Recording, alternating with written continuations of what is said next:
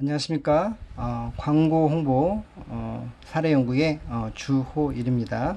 네, 벌써 개강도 개강한 지 2주차가 되었습니다. 이번 주부터는 오리엔테이션 때 말씀드렸던 것처럼 전반적인 5개 광고 시장에 대한 환경 변화를 한 2주간에 걸쳐서 한 2가지의 주제를 여러분들에게 소개를 해드리고자 합니다. 일단 대부분의 학생들이 저와 함께 봄학기 때 광고 홍보 캠페인을 통해서 5개 광고의 어떤 기본적인 어떤 기본 매체들에 대한 이해를 충분히 아마 경험을 하셨기 때문에 이번 학기는 조금 더 뭐라고 할까요? 심화학습이라고 좀 보시면 될 것 같고요. 혹시라도 우리 제가 수강생 명단을 좀 정확히 다시 좀 제가 좀 파악을 해야 되겠습니다만 또 일부 학생 중에서 또 이 과목을 처음 수강하는 학생들도 아마 접근 자체가 어렵거나 그러지는 않을 겁니다. 그래서 여러분들이 조금 더 이제 4학년 2학기 마지막 수업이시기 때문에 좀 더 여러분들이 현업에서 도움이 될 만한 내용들을 제가 실제 현업에서 진행하고 있는 내용들을 중심으로 소개를 해 드리려고 합니다. 그리고 여러분들이 미리 말씀드렸습니다만 어떤 그런 과제를 통해서 한번 직접 5개 광고 캠페인을 한번 기획을 해보는 어떤 시간들도 그 실습을 잠깐 해보려고 합니다. 그러니까 여러분들이 음, 잘 따라와 주시면 아마 어렵지 않게 이번 학기도 아마 의미 있게 지난 학기와 이어서 좋은 시간이 되리라 믿어 의심치 않습니다. 그리고 늘 말씀드리지만 다소 이해가 안 되거나 어려운 내용들은 언제든지 저에게 질문을 해주시면 제가 최선을 다해서 여러분들에게 그 문제점들을 해결해 나가도록 하겠습니다. 그리고 제가 좀 이번 학기에는 저희가 학교에서 뭐 줌도 지금 저희가 구매를 해서 일단은 진행을 할 수 있게끔 되어 있는 걸로 알고 있고요. 그 다음에 저도 일단 개인적으로는 봄학기 때 지금 스마트폰으로 영상을 촬영을 해서 유튜브에 올리는 것들이 좀 수월하게 또 그 다음에 좀 뭐 큰 문제 없이 진행이 된 것 같아서 저희가 또 역시 지금도 동일한 방법으로 여러분들과 만나고 있지만 조금씩 제가 좀 여러분들의 어떤 학습을 좀 더 원활하게 하기 위한 어떤 방법론을 찾아가지고 조금 더 유연하게 수업을 진행할까 합니다. 여러분들 혹시라도 수업을 영상을 시청하시면서 조금 불편한 사항이거나 또 건의하실 내용들이 있으시다 한다면 언제든지 말씀을 주시면 좋을 것 같고요. 이번 수업은 그러니까 봄학기하고 똑같이 전반부 영상과 후반부 영상으로 나눠볼까 합니다. 일단 전체 페이지는 여러분들 PPT 먼저 제가 좀 공유해 드렸습니다만 한 28페이지 정도 되는 분량입니다. 하지만 내용은 굉장히 뭐라고 할까요? 엑기스만 들어있어서 사실은 설명하다 보면 조금 더 시간이 좀 걸릴 수도 있을 것 같고요. 아니면 만약에 혹시 오늘 수업 시간에 다 여러분들에게 말씀을 드리지 못하면 제가 따로 여러분들에게 다음 주차에 다시 한번 혹시 다 진행되지 못한 수업들은 진행을 할 수 있도록 하겠습니다. 자, 그러면 본격적으로 저희가 5개 광고 시장에 대한 환경 변화를 첫 번째 살펴보도록 하겠습니다. 일단 그 부제에 보시는 것처럼 사실 5개 광고가 굉장히 많은 매체들이 존재하고 있죠. 자, 그러다 보니까 미리 말씀드리지만 아마 여러분들이 그 봄학기 때 했던 내용들의 일부 보셨거나 아니면 미리 선언했던 내용들도 있을 것이고요. 또 그 다음에 또 실질적으로 그 사이에 조금 더 변화된 모습들이 또 있습니다. 일단 뒤에 후반부 보시면 지하철 광고 특히 스크린도어와 관련돼서 좀 뭔가 굉장히 큰 변화들이 또 보이기 시작을 했습니다. 그래서 가장 교통 광고 5개 광고에서 중요한 교통 광고, 그 다음에 교통 광고 중에서도 가장 기본이 되는 매체가 바로 지하철 광고이기 때문에 일단 지하철 광고 산업을 중심으로 제가 말씀드릴 거고요. 그리고 굉장히 중요한 또 내용도 들어 있습니다. 그러니까 즉 어떻게 보면 저희가 아직 여러분들이 학생이시고 또 현업에 나가시면 아직은 뭐 이제 주니어이시기 때문에 그 깊이까지는 굳이 필요가 없긴 하겠습니다만 제가 뭐 여러분들하고 같이 수업을 진행하면서 저는 개인적으로 이제 20년이 좀 넘는 그런 사실 현업에서의 업력을 또 갖고 있다 보니까 조금 더 여러분들에게 미리 좀 더 준비할 수 있고, 그다음에 미리 좀 고민해 볼 수 있는 어떤 그런 거리들을 한번 제가 제공을 해 보려고 합니다. 그리고 개인적으로는 뒤에 후반부에 잠깐 또 그런 내용들이 나오겠습니다만, 제가 지금 박사 논문을 쓰면서 사실 준비하고 있는 논문의 주제이기도 합니다. 그래서 같이 또 맞물려 있다 보니까 굉장히 조금은 심도 있게 폭넓게 광범위하게, 그리고 좀 더 여러 가지 이슈들, 의미들이 있다는 것들을 다시 한번 강조를 해드립니다. 그래서 쭉 내용 보시면서 설명을 드리겠고요. 다시 한번 말씀드리지만 제가 속도보다는 조금 더 2학기 수업이시기 때문에 좀 더 여유 있게 그러니까 최대한 여러분들에게 이해를 돕게끔 하기 위해서 조금 더 느린 템포로 그렇게 진행을 하도록 하겠습니다. 그러니까 여러분들이 혹시라도 뭐 추후 오늘 수업 외에 다른 또 주차의 수업에서도 조금 더 이렇게 추가 설명이 필요하거나 그런 부분들은 저에게 얘기해 주시면 제가 다시 한번 그 부분이나 아니면 전반적인 내용을 다시 한번 그 다음 시간에라도 설명을 드릴 수 있도록 그렇게 하겠습니다. 그래서 제가 좀 첫 수업이 본격적인 수업의 첫 시작이다 보니까 제가 좀 여러 가지 서원이 길었습니다만 어찌되었던 여러분들이 늘 저하고 우리 커뮤니케이션을 잘 해서 이번 학기가 크게 무리 없게 진행될 수 있도록 그렇게 서로 노력을 하면 좋겠다는 얘기를 다시 한번 당부차 말씀을 드립니다. 자, 그럼 본격적으로 들어가 볼까요? 자, 여러분들 아마 지하철, 우리가 벌써 봄학기라, 뭐, 제가 이제 상반기에 이미 3월 달에 진행한 내용이긴 합니다만, 벌써 한 5개월 정도가 지난 거죠.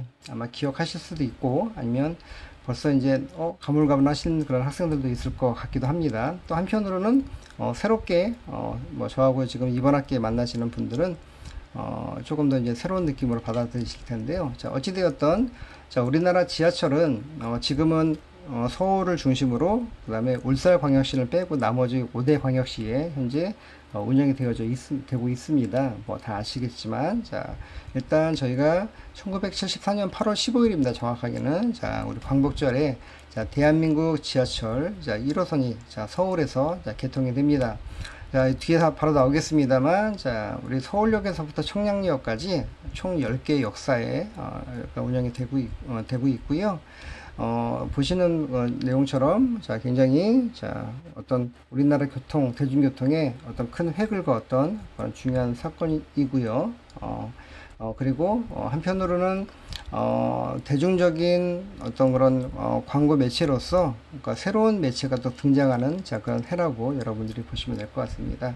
자, 그 내용들을 제가 좀 정리를 다시 한번 해 놓은 거니까 참고하시고요.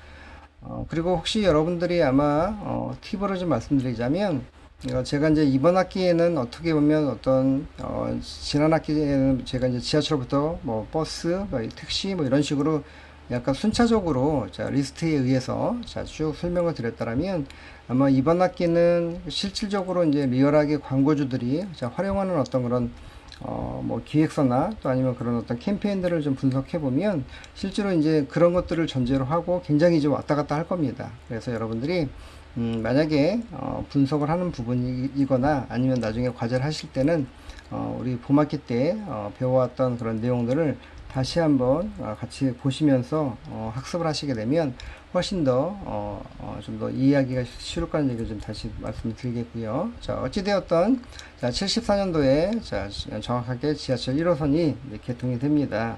개통이 됐고요. 자, 그렇다면 자 얼마나 그 사이에 자 많은 호선들과 그 다음에 호선들이 생기고 얼마나 광역화가 되고 또 복선화가 됐는지를 잠깐 보도록 할게요.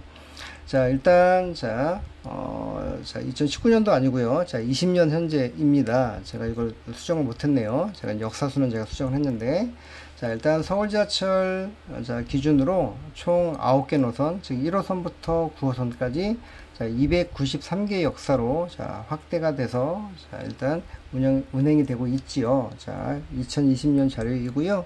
자, 여러분들, 그, 평택역, 자, 여기 보시면은, 자, 아마 이게 좀 제가, 그림 파일을, 제가, 따다가 썼다 보니까 명확하게 나오진 않습니다만, 여러분들이 아마 그 어플리케이션에서 아마 많이 쓰실 것 같은데, 자, 확인해 보시면, 자, 각 호선별로, 자, 굉장히 점점, 자, 뭐라고 할까요?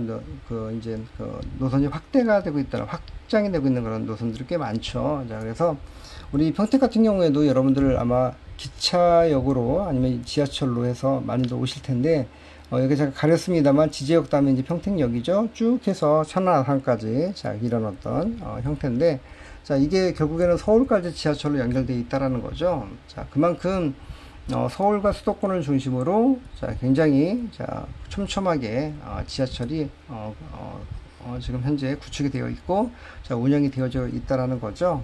자 결과적으로는 자 저희가 이제 일반적인 교통 매체로서 교통 광고로 교통 수단으로서 의미가 있긴 하지만 저희 바로 또 뒤에 나오겠습니다만 자 그만큼 자 많은 자 이용객들이 지하철 이용객이 유입이 되고 자 그 유입된 그 인원을 대상으로 자 하나의 어떤 단단한 광고 매체로서 자 자리매김을 하게 됩니다. 자 그 부분에 좀 더 여러분들이 좀 더 집중해서 보시면 좋을 것 같고요.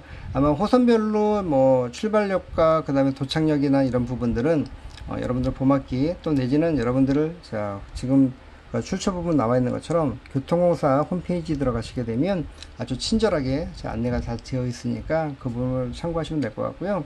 한 가지 여러분들이 참고하실 부분들은 뭐 이미 봄학기 때도 설명드렸습니다만 일부 뭐 1호선과 그 다음에 3호선 4호선 같은 경우에는 실제로 자 코레일이라고 하는 그런 코레일의 어떤 열차들이 자 그런 어떤 수도권 열차로서 지하철로서 같이 운영이 되고 있다는 것도 참고하시면 좋을 것 같습니다.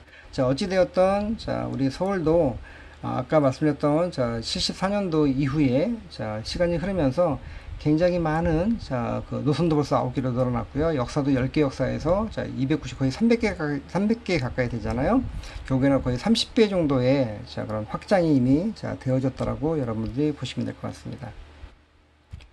자, 요게 이제 좀 중요할 것 같죠. 이미 다 알고 계시고 제가 소개를 드렸던 내용들입니다. 제가 그리고 아까 미리 앞서서 뭐 복선화와 광역화 제가 말씀드렸습니다만, 자 기본적으로 자 서울시나 기타 지자체에서 자 특히 서울시 같은 경우에는 수도권 주민 통행 실태를 자 계속 해마다 조사를 하게 됩니다.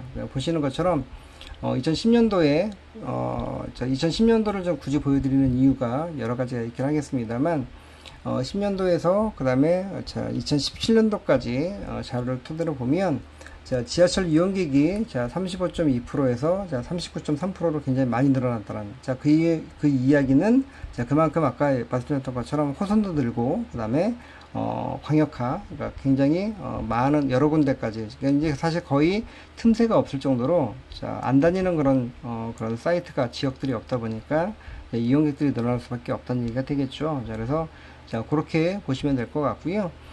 그만큼 지하철이 굉장히 자 아까 다시 한번 말씀드린 것처럼 자 서울시 기준으로 대중교통 수송 분담률에서 자 다른 교통수단을 제치고 자 부동의 1등을 차지하고 있다는 거고요. 그 다음에 이제 버스나 그 다음에 뭐 승용차, 자가용, 또 택시 이렇게 넘어가긴 합니다만 어쨌든 뭐 저희가 버스 때는 뭐 저희가 그 이제 중앙차로까지 생기면서 조금씩 약간 뭐 변동들이 있긴 합니다만 거의 자 몇 년간을 자 지하철이 1등, 자 버스가 2등 자 이렇게 가장 양대 축이라고 여러분들이 이해하시면 아마 도움이 될 것 같습니다. 자 어쨌든 자 중요한 건 마지막에 나와 있는 것처럼 자 아까 앞서 설명해 드렸던 자 그만큼 복선화와 광역화가 자 이루어지면서 자연스럽게 자 지하철을 이용하는 이용객들이 늘어났고요. 자 결국은 그런 배경을 통해서 자 광고 매체로서 자 자리매김을 자 했다라고 여러분들이 이해하시면 될 것 같습니다. 자 안타깝게도 이제는 우리 박원순 시장께서 이제 고인이 되셨습니다. 우리 이제 별세하셨는데요. 자 여러 가지 이유들은 내용들은 내려놓고요. 일단 순수하게 서울시장 재직 시절과 그 다음에 지하철 광고의 어떤 연관성만 가지고 좀 설명을 해드리겠습니다. 자 2018년도 기사에 이렇게 나왔어요. 그 당시에 자 그때는 이제 서울시장에 재직 중이셨기 때문에 자, 박원순 시장, 자, 서울 지하철에 광고 없앤다라고 되어 있고요. 자, 연 440억 수익 포기한 이유는 뭐 등등등 쭉 나와 있습니다만, 자, 이 부분에 굉장히 많은 이야기들이 내포되어 있습니다. 특히 연간 440억이라고 하는 어떤 그런 매출, 자, 사실은 적지 않은 금액이죠. 굉장히 큰 돈입니다. 자, 이 금액이 왜 중요한지에 대한 부분, 그리고 왜 광고가 또 역시, 자, 굉장히 반대급부적으로 박원순 시장님은 자, 지하철에 광고를 없애겠다고 얘기를 하시긴 했지만, 자, 그만큼 왜 저 광고 수익이 또 중요한지를 뒤에 가서 제가 또 소개를 해드리도록 하겠습니다. 자, 그렇기 때문에 자, 오늘 어떻게 보면 조금 뭐 어렵지 않은 내용, 여러분들이 이미 다 알고 있는 내용들 같은데라고 하시긴 하지만, 자, 이걸 자세히 들여다보면 굉장히 또 다른 어떤 부분과 또 연계가 되어 있다라는 거죠. 자, 그래서 여러분들이 좀 그 점에서도 자, 그 봄학기에 이어서 확장을 해서 여러분들이 좀 이 지하철 광고를 이해하시면 좋을 것 같다는 얘기를 드립니다. 죄송합니다. 물을 한 잔 마셨습니다. 네. 잠깐 볼까요? 자, 우리 박원순 시장은 이제 3선까지 하셨었죠. 이제 여러분들 뭐 기억을 못 하실 것 같긴 한데요. 저도 가물가물합니다만, 자, 어쨌든 보궐선거에서 자, 우리 박원순 시장께서 이제 시장으로서 첫 직무를 수행을 하십니다. 자, 그러시면서 출근을 하실 때 관용차를 타지 않으시고 지하철로 자, 시청역에 내리셔서 이제 하셨던 말씀이 있었어요. 그러니까 우리가 맨 위에 상단 보이시죠? 와, 지하철에 사람도 많지만 광고도 많더라 라는 이야기를 하셨다라는 거죠. 자, 그래서 그때 닉네임이 자, 지하철이 아니라 광고철이라고 할 정도로, 자, 그래서 보시는 것처럼 자, 1호선부터 자, 5, 6, 7, 8호선까지 제가 아마 봄학기 때에도 뭐 메트로와 그 다음에 도시철도공사 두 가지로 나눠서 제가 설명을 드리긴 했던 것 같은데요. 자, 왜 그러냐면 지금 이제 교통공사로 이제 통합이 됐죠. 자, 2018년도에 통합이 됐습니다. 그래서 보시는 것처럼 이제 서울 메트로는 1, 2, 3, 4호선을 관할을 하고 있었고요. 그 당시에. 그 다음에 도시철도공사가 5호선부터 8호선까지, 그러니까 소위 이야기는 2기 지하철을 자, 관할하고 있었죠. 자, 이것들을 자, 통폐합을 했다라는 게 뭐 이제 지금의 이제 서울교통공사가 된 거고요. 중요한 건 사실 그거보다는 굳이 뭐 여러분들 아실 필요는 없습니다만, 자, 어쨌든 자, 차내의 광고물 숫자와 역군의 그러니까 시설 광고가 되겠죠. 자, 수단과 교통수단과 교통시설에 있어서 자, 광고 개체수가 6만 개, 5만 개 이렇습니다. 자, 합치게 되면 자, 10만 개가 넘는 매체가 1호선부터 8호선까지 자, 구축이 되어 있다는 거죠. 자, 그야말로 자, 광고철이라고 해도 거의 뭐 무방할 정도의 어떤 그런 숫자를 보이고 있습니다.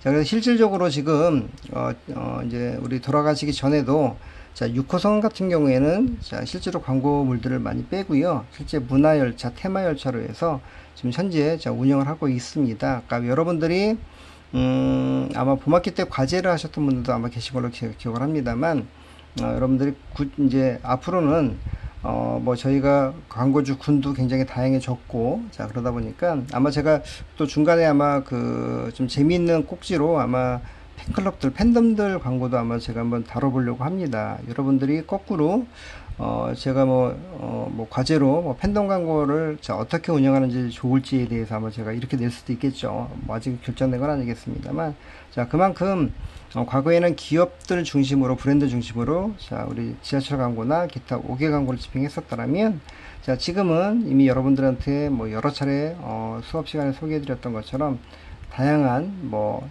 지자체부터 시작해서 각종 팬덤, 그 다음에 각종 단체들 뭐 할 거 없이 굉장히 다양해졌다는 거죠. 자, 어찌되었던 자, 굉장히 대중적인 광고 매체로서 자, 매김을 했고요. 자, 그만큼 자, 열차가 늘어날 때마다 자연스럽게 광고물의 숫자도 늘어나고 있다는 겁니다. 차내도 마찬가지가 되겠고요.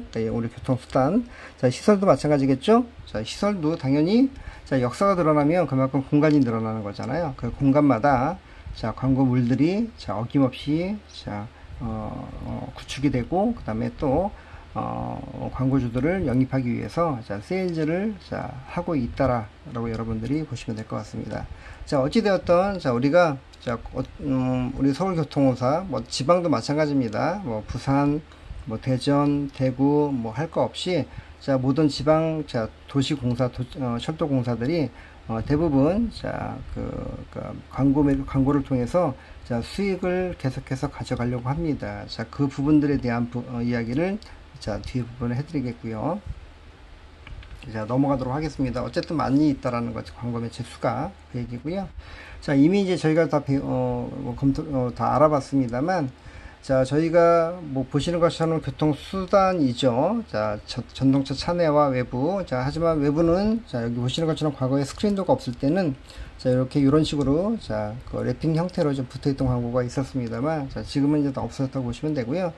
차내 같은 경우도, 가장 대표적인 액자형과 모서리가 대표 매체이죠. 그 다음, 물론 천정거리까지 포함돼서 빅3가 되긴 하겠습니다만, 지금은 이제 수정거리도 거의 없고요. 액자랑 모서리 중심으로 운영이 되고 있습니다. 과거엔 노선도도 있었고, 그 다음에 우리 인통문 상단이라고 하는 그런 광고 매체도 있었죠. 하지만 말씀드렸던 것처럼 점차 개체수를 줄여가고 있는, 그 이유도 한번 설명을 드렸었을 겁니다. 왜냐면 보통 일반적으로 모서리형 같은 경우에도 보통 100cm에 25.5cm가 이제 하나의 그 기준 사이즈입니다. 만약에 이게 제가 볼 때는 한 2개에서 한 3개 정도가 지금 같이 맞물려 있는 것 같은데요. 과거에는 지금도 그렇습니다만 이런 식으로 2개나 3개의 광고물들이 쭉 연달아 있을 경우에 사실은 내 광고를 찾기가 그렇게 쉽지 않고요. 그 다음에 다른 광고와 같이 맞닥뜨려 있다 보니까 맞물려 있다 보니까 사실은 이렇게 그러니까 눈에 띄는 경우도 별로 없었어요. 그러니까 되게 이제 혼선을 준다는 거죠, 시각적으로. 그래서 모서리형 광고가 그렇게 인기가 많지 않았었습니다. 그래서 지금은 대부분 띄엄띄엄 하나의 개체가 온전하게 시야적으로 보일 수 있게끔 그렇게 좀 그러려면 개체수를 줄였어야만 됐겠죠. 그렇게 했고요. 그 다음에 이제 액자가 가장 인기가 많았던 이유는 아까 제가 설명드렸던 모서리형과는 다르게 과거에도 단독 매체로서 이렇게 시야를 좀 더 이렇게 좀 집중할 수 있게끔 되어 있었다는 거죠. 어찌되었던 지하철 내부는 굉장히 많은 매체들이 존재하고 있었고요. 그리고 숫자가 줄긴 했지만 지금도 광고 매체가 존재하고 있다는 겁니다. 심지어는 이렇게 보시는 것처럼 일종의 인쇄 형태라고 얘기를 하죠. 우리 프린티드 광고라고도 얘기를 합니다만 고정 매체 형태였던 것들이 여기 보시는 이제 내부 조명이 들어가는 매체들이 생기죠. 보시는 것처럼 여기도 내부 조명이 들어가고요. 그리고 또 중요한 것은 보시는 것처럼 이제 디지털 매체들도 이제 굉장히 많이 구축이 되고 있습니다. 보시는 것처럼 디지털 매체 구축이 상단에 되어 있고 천정거리의 인쇄 형태가 같이 혼용되어 있는 모습 보이고 계시죠. 이렇게 되어 있는 객차도 있고요. 그 다음에 말씀드렸던 것처럼 이렇게 인쇄 형태의 매체들은 이제 점점 사라지고 있다는 것들을 여러분들 기억하시면 될 것 같습니다. 그리고 한간에는 예전에도 이야기가 있긴 했습니다만 이제 모든 영역에서 디지털라이징이 돼가고 있죠. 디지털화가 돼가고 있습니다. 그래서 지금 차내에도 액자 형태의 우리가 DID 형태의 어떤 영상 매체를 지금 현재 구축해 볼까라는 어떤 그런 이야기들도 있다고 합니다. 근데 다른 얘기입니다만 제가 과거에 해리포터 시리즈 영화 보면서 가장 놀랐던 게 뭐였냐면, 우리가 책을 보는데 책이 거기 안에서 우리가 지금도 이제 그런 우리 이제 패널이 나왔죠. 이렇게 뭐라고 할까, 유연성 있게 접히기도 하고 그 다음에 굽혀지기도 하는 그런 LCD 모니터가 나왔습니다만 과거 기준으로 한다면 사실 되게 진짜 상상 속의 어떤 그런 매체였겠죠. 하지만 지금은 디지털 기술이 점점 좋아지면서 말씀드렸던 것처럼 액자나 모서리까지는 모르겠습니다만 액자형 정도로 눈높이에서 보이기 때문에 실질적으로 디지털화가 될 수 있는 가능성이 되게 높은 그런 매체이죠. 저도 사실은 단연간 지하철 광고 영업을 해보면서 저도 이제 영업을 오랫동안 지하철 매체들을 팔아봤거든요. 하면서 저게 이제 바뀔 때가 된 것 같은데 라고 하면서 안 바뀌었던 매체 중에 하나가 바로 액자형의 디지털화입니다. 그래서 한번 여러분들이 이제 졸업하시면서 제가 지금 언급해드렸던 내용들 한번 잘 생각해 놓으시면, 와, 진짜 이제 교수님이 이야기했던 우리 수업 시간에 배웠던 매체들이 이제 진짜 디지털화가 되어가고 있구나라는 것들을 아마 여러분들이 이제 아마 직접 현장에서 목격하실 수 있는 그런 아마 세대가 될 수 있을 것 같습니다. 여러분들이 어디까지 디지털화가 되고 있는 디지털화가 되어 가는지 한번 직접 한번 목격을 해 보시고요. 아마 점점 제가 볼 때는 모르긴 몰라도 제가 1996년 정확하게 12월에 제가 사회생활 하면서 5개 강국에 입문했을 때와 자 지금 어떤 2020년 자 9월 수업일 기준으로 10일 자 기준으로 볼 때 많은 분야에서 자 이미 자 디지털화가 이루어졌다라고 말씀드릴 수 있을 것 같습니다. 이건 저의 실제 목격담이 될 수 있겠죠. 여러분들은 자 물론 이미 많은 디지털화가 되고 나서 자 여러분들이 현업에서 일을 하시게 되겠지만 자 점점 또 한번 비교해 보세요. 자 지금 여러분들이 보고 계시는 어떤 매체들이 얼마나 또 빠른 속도로 또 얼마나 많은 또 그런 부분에서 자 인쇄 형태들이 자 디지털로 바뀌는지를 한번 보시면 좋을 것 같고요. 자 어찌되었던 자 이렇게 많은 변화들이 자 교통수단에서 또는 시설에서 자 변화를 주고 있다는 것들 여러분들이 보시면 좋을 것 같습니다. 자 방금 제가 설명해 드렸던 여기 보시는 것처럼 이제 제가 시설에 대한 부분을 쭉 해놓은 건데요. 아까는 이제 차내 이제 교통수단에 대한 이야기였고요. 자 여긴 지하철 역군의 시설물 광고들을 쭉 보시면 자 이렇습니다. 자 과거의 전통 매체였던 이제 조명 광고가 있었고요. 자 그리고 이제 포스터 광고도 역시 전통적인 매체였었습니다. 이거는 제가 아까 말씀드렸던 1996년에도 존재했던 매체들이에요. 자 그리고 기동 조명도 자 이것도 자 사실 존재했던 매체들이고요. 자 스크린도어 같은 경우에는 자 우리가 이제 2004년 정도에 이제 등장을 하고요. 그 다음에 보시는 나머지 매체들이 있습니다. 자 기타 이런 모든 매체들은 자 대부분 디지털 형태를 띠고 있고요. 자 2010년도 전후로 해서 자 등장한 매체들이 꽤 많이 있습니다.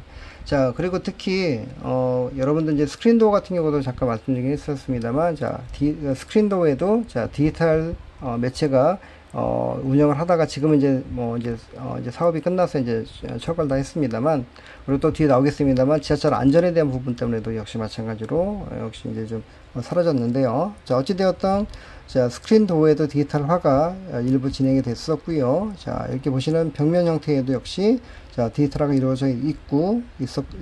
근데 지금도 이 매체가 또 이제 또 제가 최근에 보니까 불을 또 껐더라고요. 자 이유는 여기에 경쟁 매체가 굉장히 자, 교통시설이 많이 생겼죠. 그것도 자 디지털을 기반으로 하고 있는 것들이고요. 자 그 다음에 제가 그때도 뭐 저희 봄학기 때 설명드렸습니다만 자 이 인쇄 광고 형태의 포스터 광고가 자 지금은 디지털 형태의 포스터로 바뀌어 있다라고 말씀드렸죠. 자 이런 식이라는 거죠.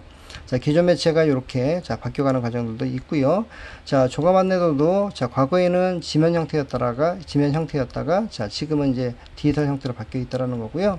자, 요건 약간 이제 우리가 뭐 ATL, BTL 얘기할 때 뭐 소개해 드렸었습니다만, 자, 기존에 없던 매체들을 자, 인쇄 형태이긴 하지만, 자, 랩핑이라고 하는 이름으로, 자, 우리가 원하는 그런 비어있는 공간에 자, 자유롭게 자, 랩핑할 수 있는 그런 것들도 역시 자, 하나의 매체로서 자, 지금까지도 자, 자리매김을 하고 있다라는 겁니다. 자, 이런 식으로 굉장히 많은 매체들이 아까 10만 개 이상 된다고 했잖아요. 그렇죠? 자, 그래서 이렇게 많은 매체들이 자 종류도 많긴 하지만 이 매체들이 역사별로 있다라고 한다면 아까 293개 역사라고 했잖아요. 그 역사에 흩어져서 있다라면 굉장히 많은 개체수가 존재하고 있다는 것들을 우리가 이야기할 수 있을 것 같습니다.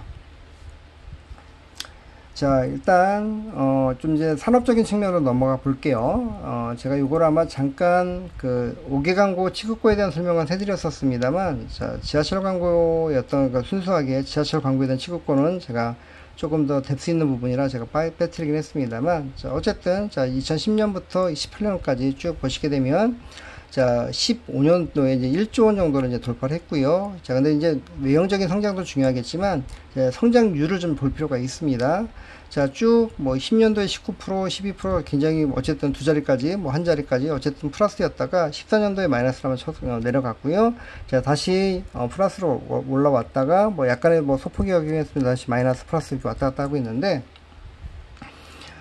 그만큼 이제 아마 제가 볼 때는 성장률은 점점 커질 수도 있을 거라고 보여집니다. 왜냐하면 매체수가 많아지고 있기 때문에 그렇습니다. 자, 이 매체수는 지하철 말고 자, 우리가 지난번에 종합판 얘기할 때 옥상에 굉장히 많은 매체가 또 디지털 매체 소개할 때도 제가 말씀을 드렸습니다만 자, 굉장히 자, 매체의 개체수가 많이 늘어나고 있기 때문에 산업은 점점 커질 거예요. 물론 세일즈에 대한 실질적인 판매율은 또 약간 다른 얘기긴 하겠습니다만 자 그래서 아마 그런 성장률도 여러분 추이를 좀 보면 좋을 것 같고요. 자 그 다음에 저희가 이런 성장률은 어쨌든 전반적으로 지하철 광고를 포함한 5개 광고 전체 시장은 이렇게 좀 상승세라고 한다면 거꾸로 지하철 한번 살펴보도록 할게요. 이것도 사실은 그 사이에 조금 더 숫자들이 좀 바뀌긴 했을 것 같긴 한데 흐름을 잠깐 보려고 제가 좀 소개를 해드립니다. 즉 뭐냐면 이거는 서울교통공사의 지하철 광고에 대한 취급고를 얘기를 하는 겁니다. 보시는 것처럼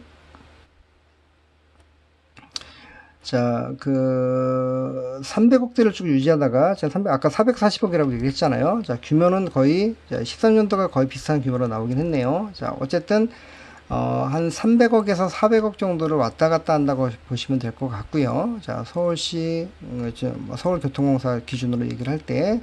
근데 보시면, 성장률을 보시면 점점 마이너스로 많이 좀 떨어지고 있죠. 그리고 숫자도 줄고 있습니다. 그렇죠? 하지만 이것도 역시, 매체수가 늘어나면서 아마 규모는 좀 더 커졌을 거예요. 18년도, 19년도 올라가면서 디지털 매체들이 이제 많아졌기 때문에. 하지만 제가 17년까지 끊어서 말씀드린다고 한다면 실질적으로 성장률이나 이런 것들이 전체 5개 광고 시장은 좀 더 커지고, 그 다음에 점점 그러니까 상승세를 타고 있다라면 지하철은 거꾸로 성장 매출 뭐라고 할까요? 매출도 떨어지면서 실제 성장률도 떨어지는 어떤 그런 형태를 보고 있다라는 거죠. 이 자료는 우리 서울교통공사 내부 자료를 통해서 제가 본 내용들이긴 한데요. 그렇게 좀 참고하시면 될 것 같고요. 일단 보시는 것처럼 정리하자면 5개 광고 매체의 취급고는 점진적인 증가 추세를 보이는 반면에 지하철 광고 매체는 2014년을 기점으로 뚜렷하게 감소세를 보이고 있다는 게 중요한 거죠. 그러다 보니까 아까 제가 서두에 말씀드렸던 것처럼 왜 440억이라고 좀 기사화되어 있던, 그 다음에 저희가 좀 쭉 여러 가지 숫자를 봅니다만 적지 않은 돈을 우리가 포기할 수 없는지에 대한 부분들, 그 이유는 뒤에 나오긴 하겠습니다만 어쨌든 결론부터 얘기하자면 이런 취급고를 높이는 어떤 해결책 점점 떨어지고 있는데, 떨어지는 이유에 대한 부분들은 또 뒤에 나오긴 하겠습니다만, 그리고 이런 것들을 우리가 정확하게 우리가 수업 시간에 한번 짚고 넘어가 보려고 합니다. 그러니까 이게 어떻게 보면 여러분들에게 뭔가 큰 어떤 선배로서 이거 어떤 짐을 떠넘긴다라기보다는 이게 사실은 우리가 어떤 그런 복지하고도 연계가 되어 있고요. 그 다음 또 한편으로는 여러 가지 또 우리 지금 코로나 때문에 자영업자들 굉장히 힘들어 하시잖아요. 그러니까 실제 자영업자나 소상공인들이 그러니까 크게 비싸지 않은 금액을 태우면서 물론 디지털 매체들도 있긴 합니다만, 그러니까 온라인 매체들 얘기를 하는 건데, 실제로 우리가 어떤 특정한 역사를 기반으로 할 때 어떤 내가 만약에 장사를 한다고 치면 가게를 운영한다고 한다라면, 그러면 그 역사에서 내가 쓸 수 있는 어떤 매체들이 있다고 한다라면 그만큼 어떻겠습니까?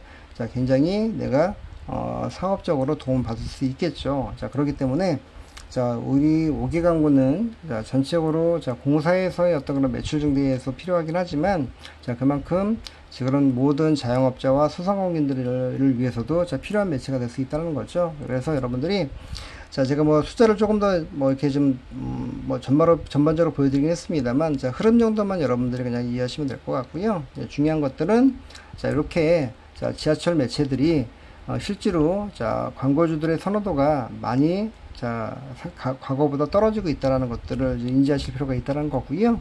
우리가 그만큼 떨어진 그 광고주들의 어떤 선호도를 어떻게 하면 높일 수 있을지를 제가 이제 개인적으로 논문을 통해서도 연구해 보려고 하는 거고요. 또 실질적으로도 산업적인 측면에서 어떻게 하면 좀 더 그렇게 제가 감히 심폐소생술 얘기를 하긴 합니다만, 어떻게 하면 과거에 사실 지하철 광고가 제가 아까 말씀드렸던 1996년도에 제가 업계에 입문했을 때는 굉장히 잘 팔렸던 매체들이었거든요. 분명히 제가 그런 시절에 제가 직접 현장에 있었고, 하지만 지금은 굉장히 그 당시하고 비교해 보면 많은 차이를 보이고 있다 보니까 그 차이점들을 어떻게 극복해 볼 수 있을지 같이 이번 시간에 어떻게 보면 여러분들한테 공유도 하면서 좀 더 여러분들의 또 좋은 아이디어를 같이 머리를 맞대서 한번 찾아보면 어떨까라는 어떤 그런 시간이기를 또 바라봅니다. 지금 현재 34분 정도가 흘렀는데요. 제가 전반부 영상은 여기서 마무리를 하도록 하겠고, 그 후반부 영상에서 다시 만나뵙도록 하겠습니다. 수고하셨습니다.